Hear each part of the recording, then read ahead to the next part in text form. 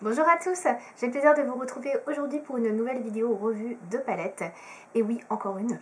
Je vais vous présenter aujourd'hui une palette que je vous ai présentée dans mes achats du mois dernier, donc d'octobre. C'est la Urban Decay Naked Cherry, donc la toute dernière Naked de chez Urban Decay, que j'ai achetée chez Sephora, voilà, au mois d'octobre quand elle est sortie. Alors je vous avoue que c'était pas spécialement prévu que je l'achète.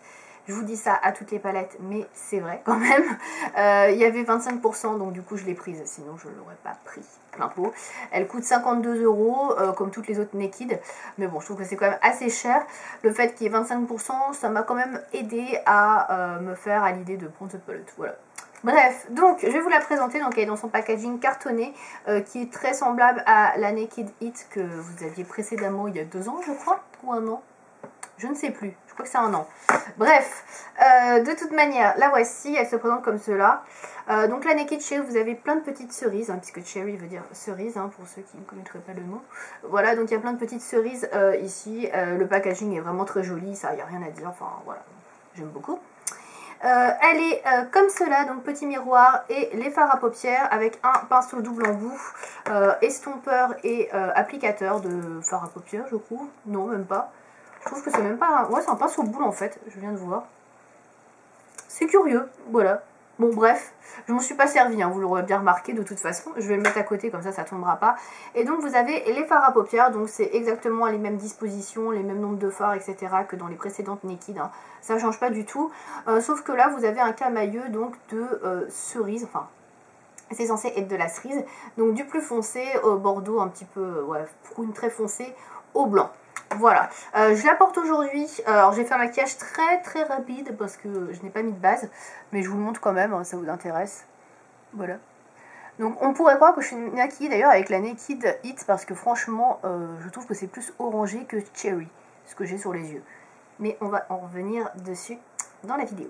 Voilà, alors au niveau des fards à paupières, comme je disais, on est quand même sur une palette qui est assez éclectique, même si on est autour de la cerise, donc du rouge, prune, etc., rosé.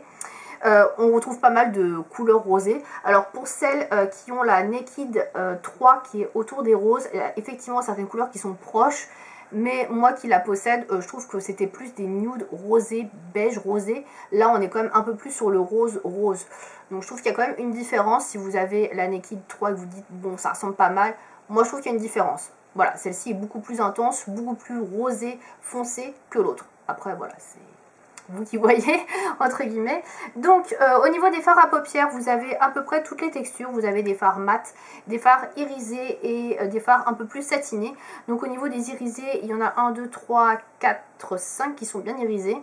Et au niveau des mats, 1, 2, 3, 4, 5, 6, 7 qui sont irisés. Voilà. Qui sont mat, je dis n'importe quoi. Voilà, donc on a quand même une bonne balance entre irisé et mat. Moi qui suis fan d'irisé, je trouve mon compte. Et sinon on a des jolis mats, donc voilà. Alors, je trouve que c'est une belle palette. Les fards sont bien pigmentés. Là, je les ai appliqués aujourd'hui sans base à paupières. Et très franchement, ça pop très bien. Les couleurs sont bien pigmentées. Il n'y a aucun souci. Je ne trouve pas que ça fasse trop de chute par rapport à d'autres palettes, donc voilà, c'est encore un bon point. Les fards s'estompent bien, sont faciles à travailler.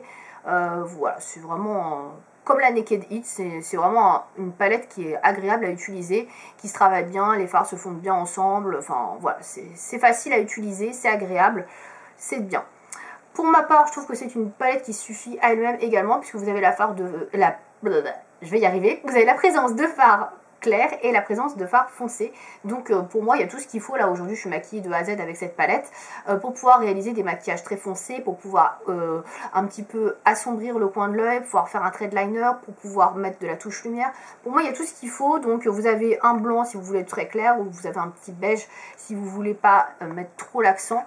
Donc je trouve que c'est plutôt pas mal. Les couleurs sont assez bien choisies. Vous avez des couleurs intermédiaires claires, des couleurs un peu plus foncées. C'est plutôt pas mal. Voilà, franchement de ce côté-là, j'ai rien à dire. On va arriver donc sur les points un petit peu négatifs maintenant. Alors, les points négatifs pour moi, alors c'est une palette qui est autour de la cerise. Donc elle s'appelle Naked Cherry, je vous apprends rien.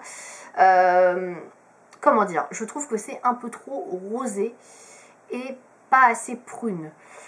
Disons qu'il y a des couleurs, alors elles sont très jolies, c'est pas le problème, mais ces couleurs-là, donc ça c'est la couleur que je porte aujourd'hui d'ailleurs, c'est la Ambitious.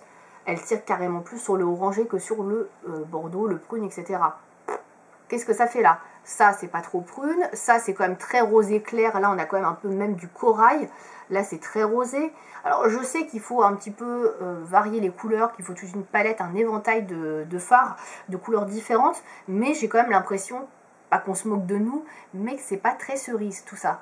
Voilà, enfin après effectivement il y a des cerises qui sont plus rouges, il y a des cerises qui sont plus bordeaux, mais j'ai pas de rouge rouge par exemple.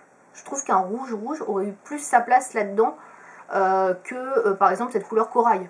Voilà, ça cette couleur corail, bon, il n'y a pas grand chose à faire là. Qui est les couleurs blanches et beige, ok. On a besoin d'un peu de tout pour pouvoir faire un maquillage et pour que la palette se suffise à elle-même.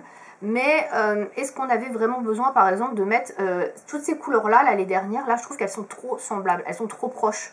Là vous avez Bing et Devilish, pour moi il n'y a pas beaucoup de différence. Bing j'adore ça, c'est une de mes couleurs favorites qui est comme ceci. Et Devilish qui est comme cela. La différence elle est quand même très minime. Alors effectivement il y en a un qui est vraiment plus cerise que l'autre. On est vraiment sur les couleurs là pour le coup de la cerise. Mais quand on les applique sur les yeux, quand on veut faire un maquillage avec, elles se valent quoi. Il n'y a vraiment pas vraiment de différence entre les deux. C'est assez dommage. Ils auraient dû mettre un rouge ou un bordeaux beaucoup plus intense pour pouvoir un petit peu contraster et pas rester sur les mêmes couleurs. Voilà. Notamment pareil sur ces couleurs là. Juicy et Fields, donc ils ont ces deux là, donc là il y a une espèce de corail et à côté vous avez une espèce de rose, bode rose. Donc voilà les différences de couleurs, pareil, je sais pas si vous allez voir, alors celle-là on voit que c'est quand même plus corail, mais une fois qu'on les pose sur les yeux, je trouve que la différence n'est pas non plus flagrante. Voilà, on voit quand même qu'il y en a un qui est un peu plus corail, mais ouais c'est pas non plus, voilà, et celui-là franchement je persiste et signe, je vois pas trop ce qu'il fait dans cette palette. Il irait mieux dans la Naked Heat à mon avis, hein. Mais bon, bref, c'est plus un saumon quoi. Donc ouais, il y a des couleurs, voilà, je suis un peu déçue, notamment sur les couleurs foncées. Je trouve qu'ils auraient davantage pu faire d'autres nuances beaucoup plus différentes, c'est-à-dire donc un bordeaux, un rouge foncé, je sais pas, un rouge vif, voilà, c'est plus, je trouve, dans la cerise quoi, que là, bon, c'est plus prune, etc. Alors... Voilà, bon, après c'est pas une mauvaise palette, mais je trouve que par rapport au thème, ça colle pas extrêmement bien. Voilà, c'est surtout ça que je me dis. La palette est bien en soi, franchement, les maquillages sont très jolis. Par contre, effectivement, le fait qu'on ait des couleurs qui soient assez proches au niveau des roses ou même là, des irisés, que je vous ai, des mats que je vous ai montré, je trouve que les maquillages se ressemblent un petit peu tous. Avec la Naked Heat, il y avait un petit peu plus de nuances sur certaines teintes, même s'il y en avait qui se ressemblaient effectivement aussi beaucoup. Mais là, je trouve que voilà, soit on fait quelque chose de très clair, voire nude avec ces couleurs-là, soit on fait quelque chose de très rosé prune avec ces couleurs-là, mais il y a deux équipes, je trouve. On fait pas, c'est difficile de faire des mix, donc après évidemment je la teste pas non plus depuis des mois, je la teste depuis 2 semaines, j'ai utilisé tous les fards, mais j'ai pas fait non plus des mix improbables, je suis restée quand même dans des choses très faciles à faire, etc.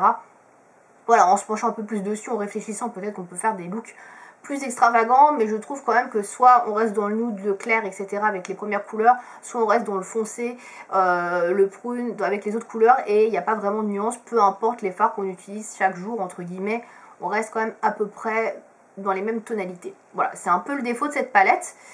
Donc, est-ce que je vous la recommande au final? Je vous la recommande si vous aimez les tons rosés, prunes, etc. Ça ira très bien par exemple aux yeux clairs, bleus, verts, etc. Mais je vous la recommande pas spécialement si vous avez déjà plusieurs palettes dans ces tons-là, parce qu'elles n'apportent rien de plus. Et si vous recherchez vraiment quelque chose de très proche de la cerise, que vous êtes vraiment attaché à avoir quelque chose de prune, bordeaux, etc., vous allez être déçu. Voilà, si vous cherchez vraiment quelque chose qui tourne autour de la cerise, je vous la recommande pas spécialement. Après pour moi ça reste une bonne palette Urban Decay, elle est de qualité. Effectivement, elle plaira à celles et ceux qui aiment tout ce qui est rosé et un petit peu prune. Mais voilà, si vous n'êtes pas trop dans ce genre de couleur, c'est pas une palette à acheter. Voilà, j'ai fait assez rapide pour une fois sur la revue. Je pense quand même que j'ai balayé un petit peu tout ce que j'avais à dire dessus. Donc si vous avez d'autres questions par rapport à la palette, un point que je n'aurais pas abordé, c'est possible, hein, j'ai oublié quelque chose. La tenue des fards, je ne l'ai pas précisé, mais ils tiennent très très bien, hein, bien évidemment. Je ne l'ai pas dit. Je porte toujours une base, sauf aujourd'hui où j'en ai pas mis. Quand je mets pas de base, ça tient à peu près une demi-journée. Sinon, quand je mets une base, ça tient très très bien. De toute façon, moi j'ai les paupières assez grasses, donc il faut que j'ai une base. Voilà. Je crois que c'était le seul point que je n'avais pas abordé. Si vous avez d'autres questions, donc comme je le disais, n'hésitez pas, les commentaires sont là, ils sont là pour ça. N'hésitez pas à me dire aussi si vous l'avez acheté, ce que vous en pensez, si vous trouvez comme moi qu'elle est bien, mais elle n'est pas vraiment dans le thème de la cerise, ou si vous n'aimez pas du tout, hein, n'hésitez pas aussi à le dire. Voilà, j'espère que cette vidéo vous aura plu. À bientôt.